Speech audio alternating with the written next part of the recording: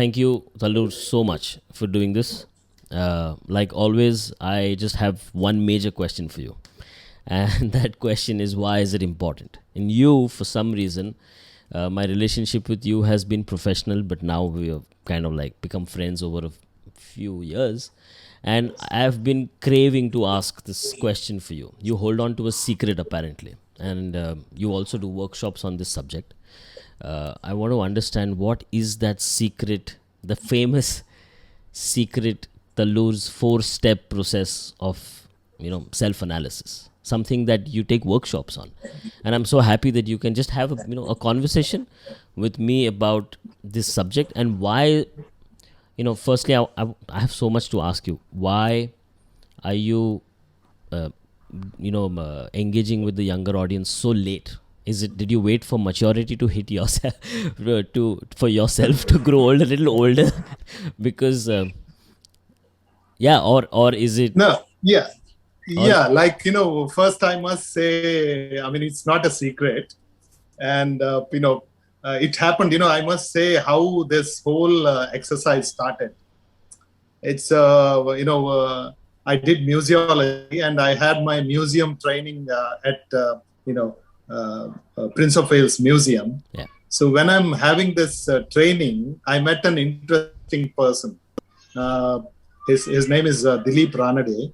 And he's really, amazing person. Yeah, I know him, yeah. So what happened in a conversation with him, I uttered a word. Like I really used to feel in, next to the museum, there is a gallery called Jahangir Art Gallery where, thousands of people, they show. Yeah. So I used to feel, how come, such a bad work they are showing? And then, how they have a kind of daringness or confidence to show some bad works. Yeah. So, I in a conversation with him, I uttered this word, how dare they show this work? So he gave me a very interesting assignment immediately. Yeah. When I was having a training, museum training. Yeah. He said, tomorrow onwards, you have to write down what are the things you don't like and what are the things you hate in those works. Like you write point by point. So that was like completely, opening my, third eye or something. So it was like, oh my God. So this exercise really, improvised conversation with him, as well as conversation with my own works. Because, that itself become a teacher for me. Your own critical thinking. Why? Because, you are not going to do whatever... you think bad. Why? Because you are learning from other people. Right? Yeah. So with this conversation, I kind of had this conversation continue with him, and I come up with some 3-4 questions, which really helped me. And even framing this question, he also helped. And it's kind of it evolved from our conversation. Yeah. So the questions are very, very kind of simple, but maybe if I explain it with my work, show some works, and then I have a conversation is more interesting. Yeah. So the first question is it's very simple. Like, am I doing this deliberately? Yeah. So it's very, very helpful for editing your work. Like if you are deliberate, so then what are the... So we are going into the conversation. So I would just want to ask you, like, is it specifically 4 questions, or is it like 4 major? Like you really ask yourself 4 major questions all the time. These 4 questions, for even now, for when you're doing your own practice, even today. So then, okay, few months, months back, I was kind of reviewing all my works. So I was surprised. I did around 200 works in number. Yeah. And I can see on Facebook. And then I kind of started, why and what, where I have to sharpen, where I have gone wrong. It's a kind of review. Yeah. So I think this exercise is very important. And if I don't have these questions, I may not be asking this to myself, because it focuses on you. It goes introvert. I mean, inside you. Yes. It's not going wider, or it's not going outside. Yes. So you're questioning yourself. That's beautiful. So what is the first question you ask yourself? The first question is all about deliberation. Are you deliberate? What are the things consciously you are doing it? Is the first question. Yeah. So for example, like in a rainy season, you are riding a bicycle, right? So when you are riding a bicycle, you get a kind of muddy stripe in your back. Yeah. So this muddy stripe, I wanted to it to the museum and museum wall. So this was my simple, you get some anger and then you want to kind of do it. But then this muddy stripe is like a, vertical, really kind of strippy kind of thing. Yeah. It's like, it's an aggressive gesture also. It's like... Yeah. But what about it? It's a childhood memory also. It's a childhood memory also. Yeah. Now it's deliberate and you want to do it in a bigger scale. So in my work, I call this path breaker. Yeah. And you have 3 wheels in the huge muddy pit. Yeah. And you can show those images on the screen. We won't be showing images. I'm engaging with you on a point where I'm again and again going to ask you, why is it important to be deliberate? Yeah. So it's partly because you need to sharpen your statements. You need to clarify your statements. Yeah. To do that, you yourself. have to remove all the unnecessary. To yourself or to others, to both. Yeah, or to others, or yourself. First, if you convince yourself, then all the problems solved. So others will understand, and it's not that problem. People are smart enough, but we have to give them to the point, a clarified, a clean, information or a clean expression. Yeah. So when you see a work, there are so many unnecessaries. Yeah. There's so many unnecessaries needs to be edited. Yeah. Otherwise, the work slowly start becoming decoration. That's so true. Why? Because what you are doing is you are kind of copying your own work, or you are repeating stuff. But is that something you think of consciously while making work? That I am copying myself? No, you just go ahead and do it. And in the second level, if these thoughts are there in your head, naturally, you will judge. It's there in the system. Yeah. But what happens, human beings, we get conditioned very easily. Like in a few exercise. You can't start repeating this stuff. Why? Because it's a muscle memory. Yeah. So breaking muscle memory is very, very difficult. Like musicians, it's okay. To get the skill, muscle memory is very good. Yeah. But then for your thinking, once you get into muscle memory, your graph started going down. Partly because you don't start thinking. Yeah. So this is like you need to constantly update your ideas.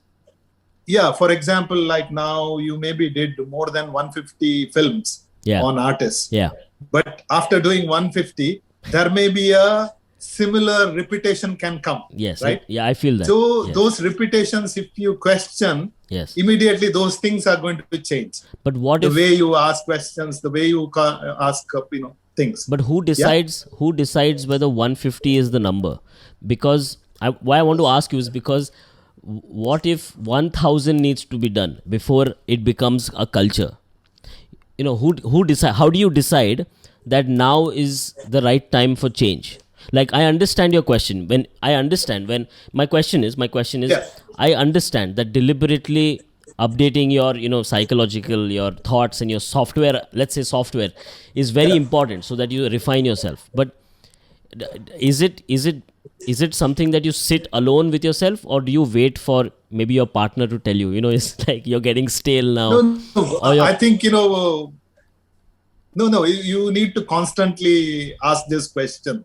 I mean, when I think of a second question, that answers that first question. Okay, what is the second question?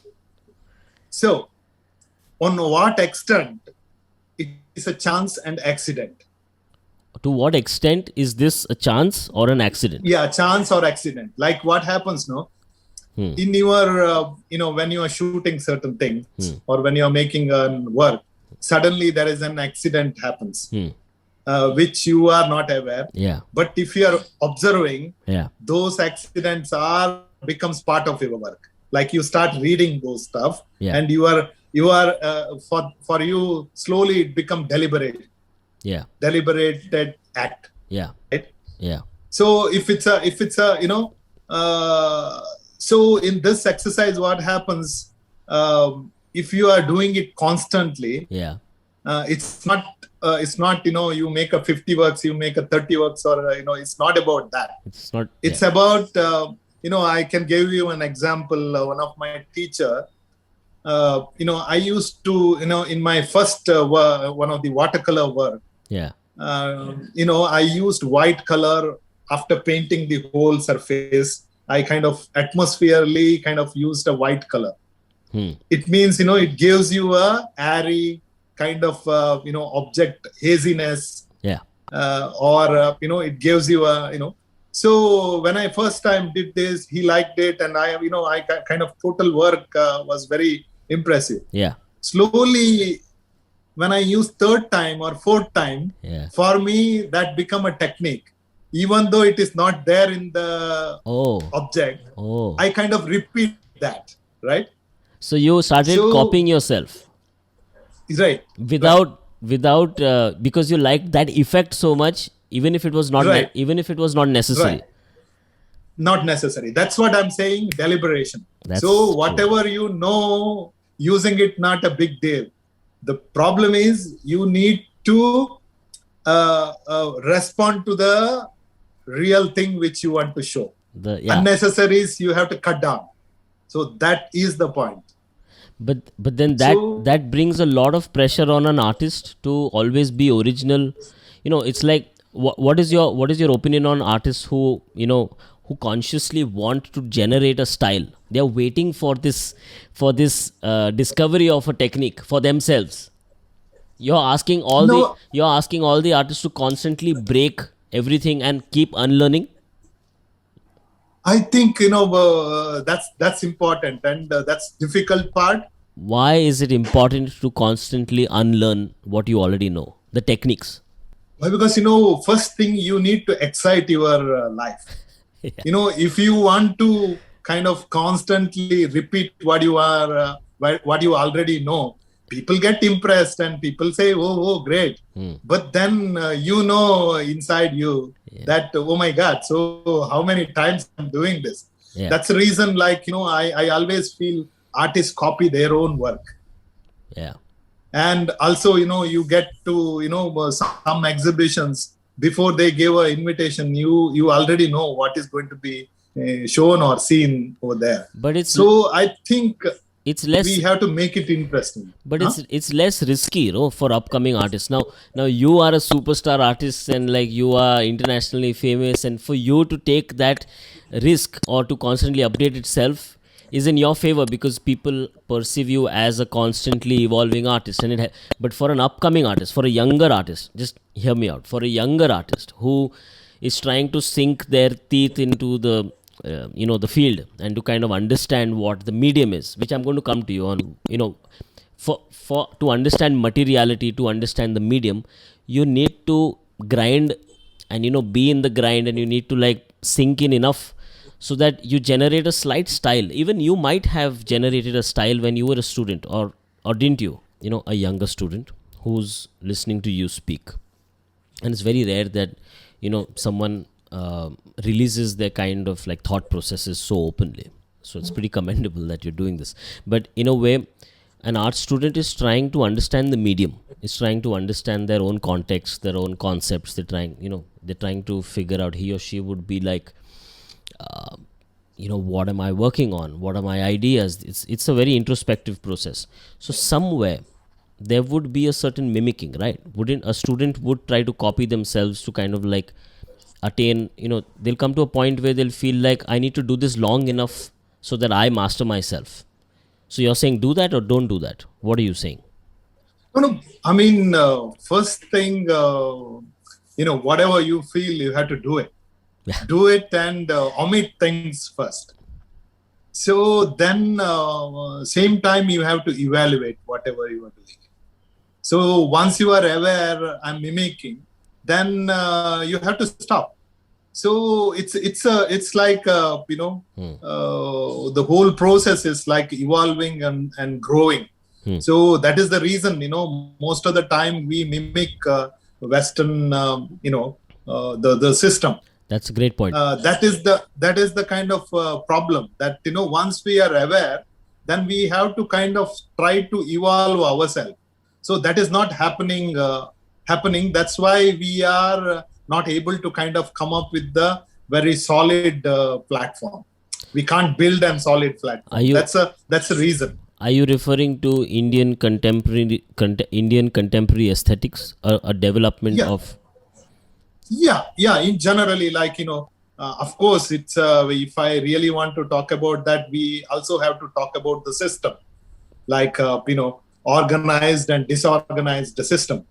So if how organized the system works. Last week I was looking at a video on American abstract expressionism. Yeah. So the government is backing, whole millionaires and all, like 5-6 people are backing. That's true, and right? Then Yeah. So the whole setup, its platform is created. Yeah. It's something similar, Bengal school.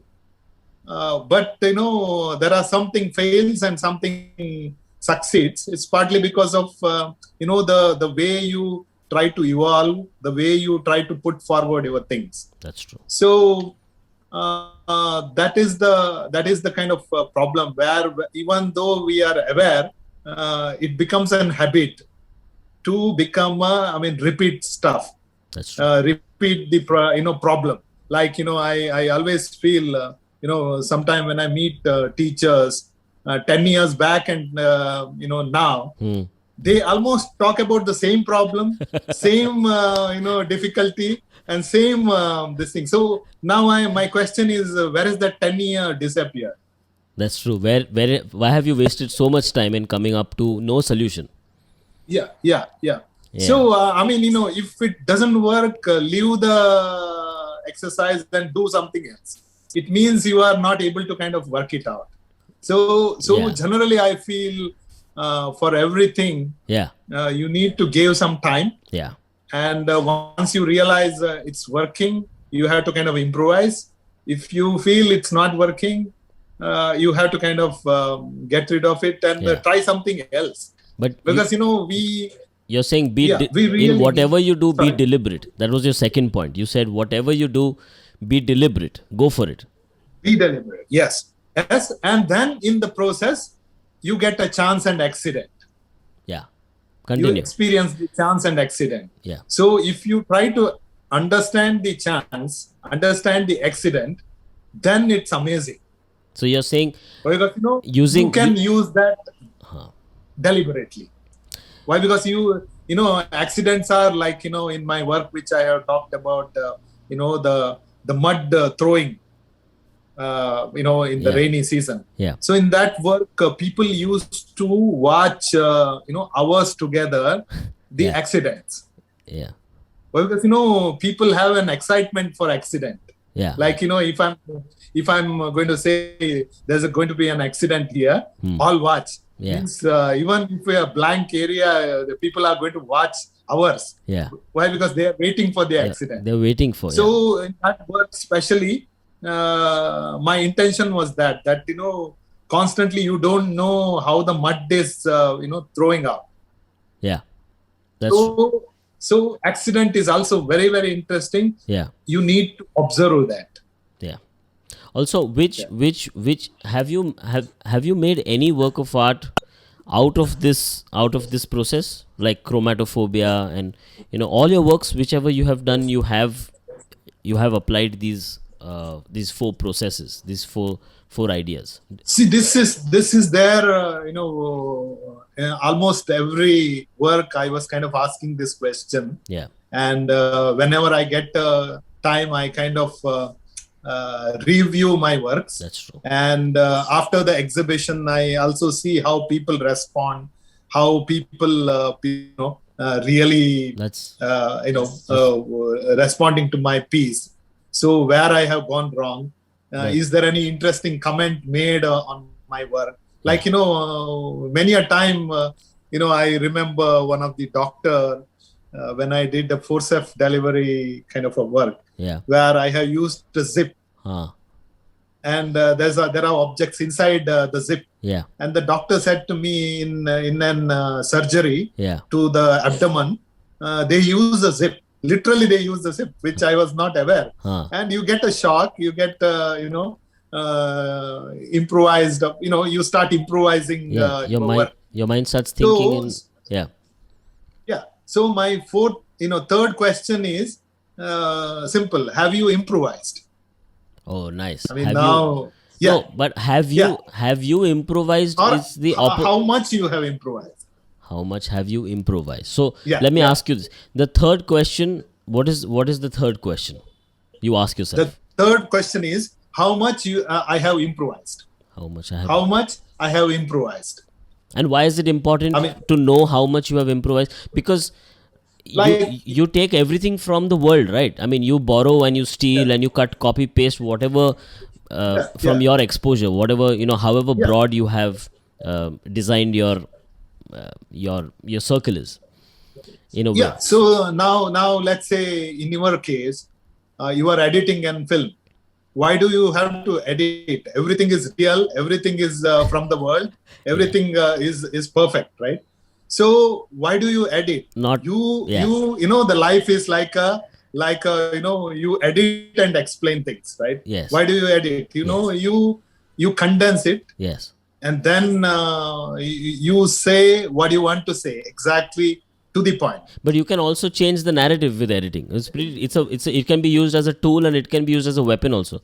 So in a way, Yeah, it's again a tool or weapon. It's based on your need. So what do you want to? You want to bore people? You have a tool to bore them. I don't You want- want to kind of entertain? You can entertain them. You want to make it very, very knowledgeable, yes. informative.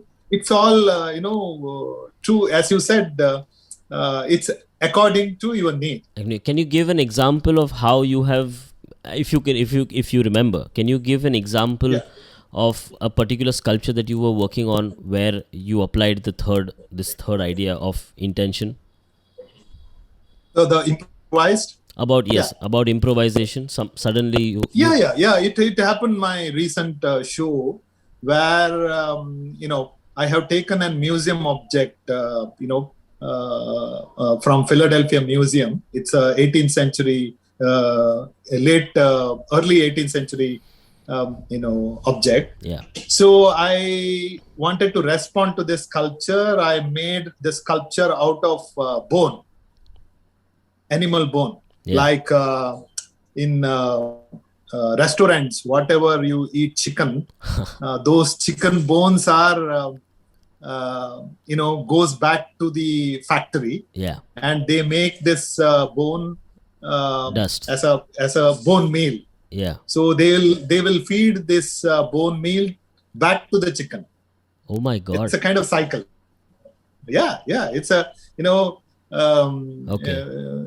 It's a cycle, and I felt very strange. Yeah. So I used conceptually in that work,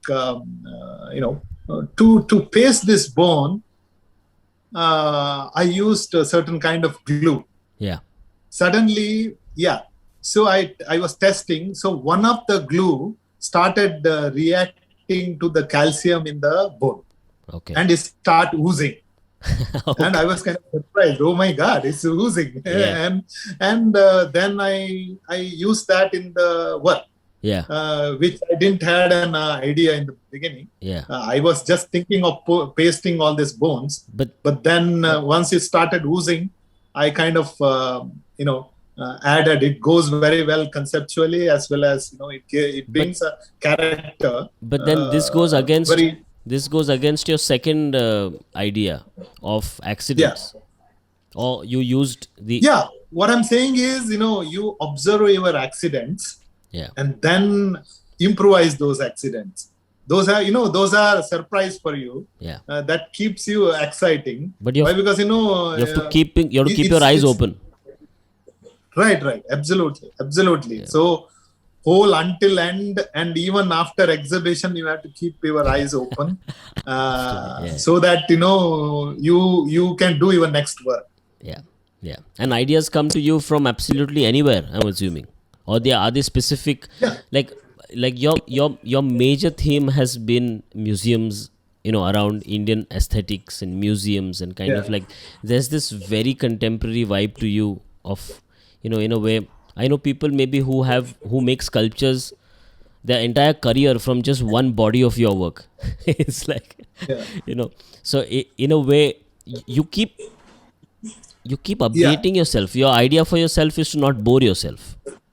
So again, I want to ask you, who decides the scope? Do you need an external person to ask you, or see internally? The reason I'm asking you this question of improvisation is because there are no limits to how much you can improvise. So you need to have a very strong sense of who you are, what you are before that. So most of the people who are watching this content somewhere might not be as seasoned, as mature as you to kind of figure this out.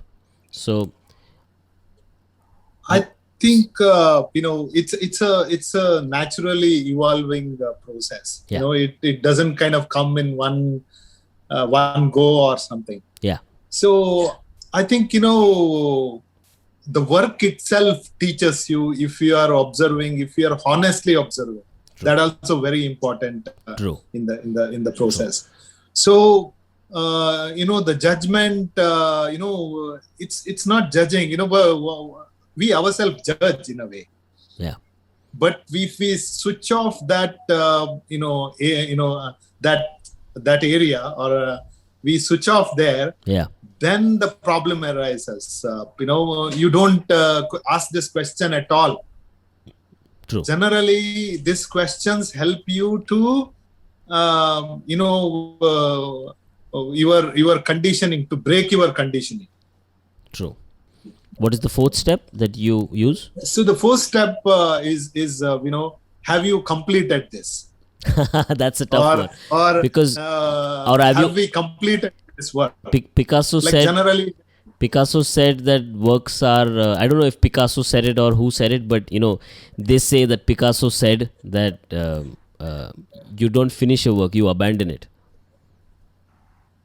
Yeah, these are all, even if that is the concept, you complete that concept. You know what I mean? So if even if you want to show it half baked, if that is your deliberate intention, then you show that and complete that. Don't get into kind of confused state of work. So many a time what happens, like I have seen many Indian exhibitions, what happens, we have some little more space, let me have 3 more works or 4 more works, and there's so many works. Why? Because it shows that showing too many works shows you are not confident enough. Yeah, maybe. Even in a whole room, show one single work and you think it's powerful and good enough. It's good enough. So this kind of clarity, or it's not a fashion. You have to convince yourself. Once you are clear about yourself, then it's very easy to kind of explain it to others. Plus, it is there. It's not that confused, or you don't have to back up with several works, or you don't have to this confusion mode has to go away from your head. For that, you have to do these exercises. Beautiful. I really like this. Let's switch to another kind of question. I want to speak to you about your ideas of sculpture, but also you're very strong on the Indian aesthetics front. You kind of like you use references from Indian older sculptures. What is the right? I don't know what is the right word to use also for you, because in a way, I don't know whether you borrow from the past or do you directly lift it and you are representing it, because there are so many direct references to ancient Indian sculptures in your works. So I just want to ask you upfront, without mincing any words. You are copying, or you are lifting off, or you are advancing the Indian sculptural language. There's one point you said, advancing. So I think many people use Indian sculptures, but they are thinking it as a kitsch or a pop art. So I'm not doing that. I respect the ancient sculptures, and what I do is from their own concept, I try to kind of understand and improvise. But are you always trying to connect with the newer viewer, or are you doing this just for yourself? Do you care about? See, the thing is, there is a huge industry which makes yesterday-made antiques. Yesterday-made antiques. Yes. So it means they are doing a look-alike antique. Where I'm very much interested.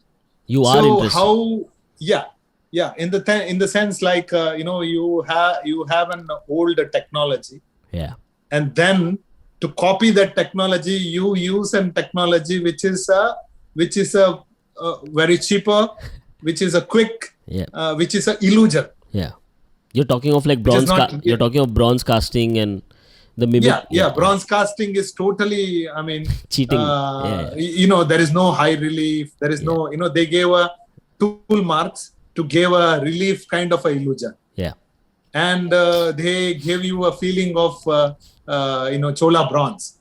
It's not Chola bronze. So this area, like when things become industrialized, or when it gets into another system, so how editing happens, how those absurdity comes in to the language is very interesting. Those elements I'm using in my language. Or, let's say, for example, you take Indian sculpture or an Indian toy or an Western toy. Both are machine made. But Indian toy, I call it hand machine made. Hand machine. Because there is an excess the mold thing where some excess coming out. Or it's you feel it's something handmade, but it is half machine made. But don't you see that? Don't you see that as bad? Don't you see that as bad quality production in India, and it reflects badly on Indian production quality? That's the quality I want to use in my language. Why? Why is it important? Why is it important to public? Like, why is it important for you to use this aesthetic of this half-baked? Because the way I see it is, I'm insulted. Like, I get offended when India is represented as a half-baked production space. You see the whole country, it's constantly being made. India is not like just finish the project, right? The roads are being made, the buildings are being made, everything is constantly being made.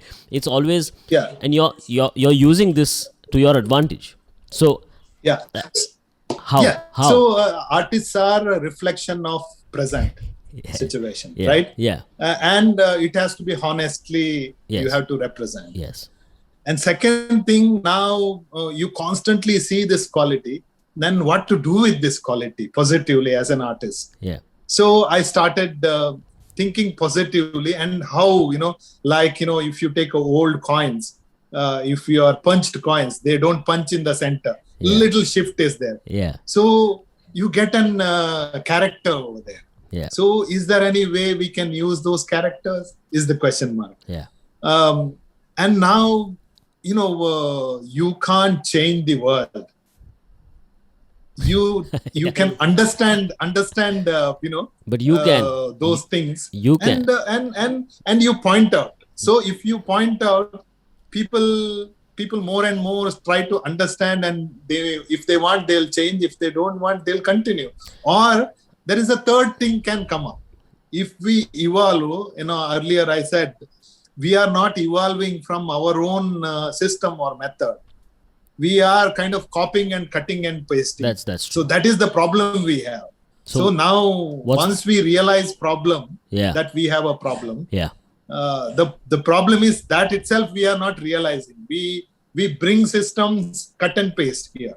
True. So instead, we realize the problem here and then improvise.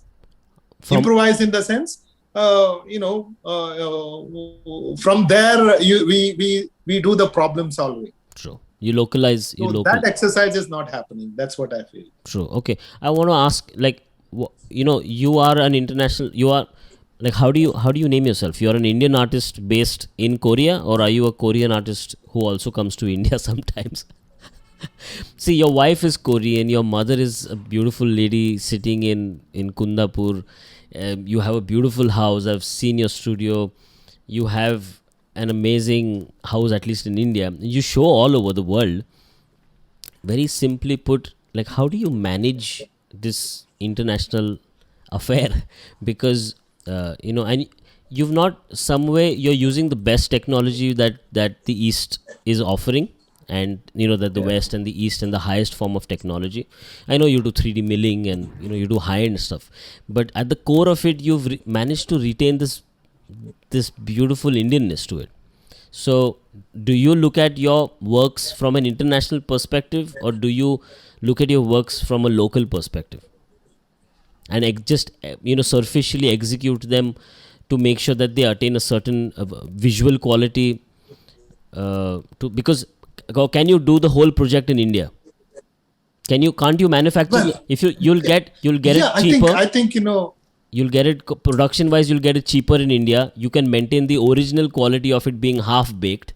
You can get all the qualities which are in India, but for some reason you'll get it produced elsewhere. So I think this opinion making, I'll leave it to the critics. Okay. So they'll say, international, national. This is like unnecessary, complicated. Okay. It is nothing to do with the art. Yeah. Okay. Personally, nothing to do with the art. No, I'm sorry. So okay, like if you want to go to immigration office or some exhibitions, international exhibitions, last area, they want to show Indian artists. That's why you are there. So why? Because A to Z, when you're saying I comes, then you need an India. You're a token. So these are all absurd questions. Sorry. For me. Yeah, I get it. Yeah. So now the question comes, what is your position? True. So most of the time I used to think I'm more like a Trishanku Maharaj. So Trishanku, you are aware of Trishanku, right? My grandmother's reference. He wanted to see the heaven before his death. Yeah. So Durvasa Muni sends him to heaven. Okay. So in the heaven, they don't give him a gate pass. They say, no, you go back. Yeah. So they push him down. So the Durvasa Muni from the ground, he gets angry and he creates a new heaven for Trishanku. Oh, okay. Yeah. So it's like, he's not in the heaven. He's not in the ground. Yeah. He's somewhere in between the new space. Yeah. It's called, Trishanku Swarga or Trishanku's heaven. So always I think of that, somewhere in between, and that's okay. So I love that. If you are somewhere and settled, people ask this question: "Aapka sab kuch ho gaya? You are settled." Settled. So the moment you decide you are settled, think your graph started coming down. True. That's true. Yeah.